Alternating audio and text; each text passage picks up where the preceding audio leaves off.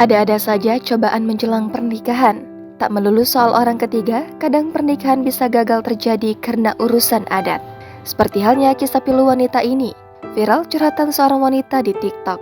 Dikutip dari ohbulan.com pada Jumat 13 Januari, wanita tersebut gagal menikah karena restu keluarga. Keluarga calon mempelai bersikeras membatalkan akad nikah.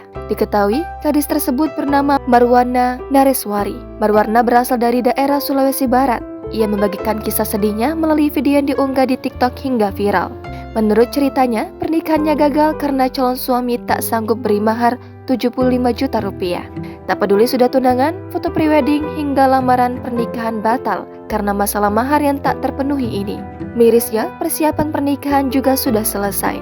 Harusnya pasangan ini menikah pada 9 September 2022. Namun, pernikahan tersebut diundur menjadi 7 Januari 2023. Sudah terlanjur diundur, ternyata akad nikah dibatalkan.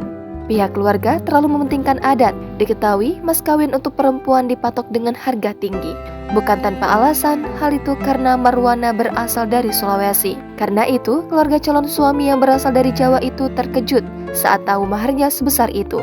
Bukan hanya tak sanggup menyerahkan uang mahar yang diminta, malangnya lagi, mantan tunangan sang wanita juga dikabarkan jatuh sakit.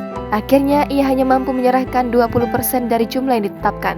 Keadaan itu menyebabkan keluarga laki-laki tersebut mundur dari rencana pernikahan itu.